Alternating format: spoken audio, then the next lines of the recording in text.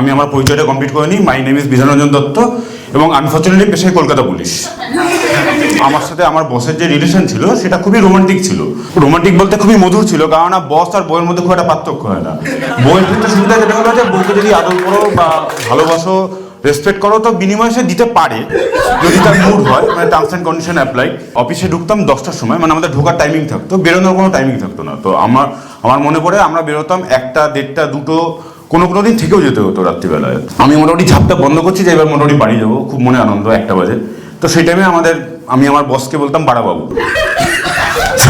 আমার বাড়াবাবু আমাদের অফিস রুমে এসে আমাকে আর আমার অ্যাডিশনাল ওসিকে বললেন যে বিধান, আমরা এখন একটা স্পেশাল নাকা চেকিংয়ে যাবো, তুমি চলো আমাদের সঙ্গে। এটা শুনবার পর যেটা হয় যে মেন্টালিটি আর ঠিক থাকে না। তো আমি তখন বলে ফেলেছি যে স্যার, আমি না এত বড় একটা ভেসলিন কিনেছি।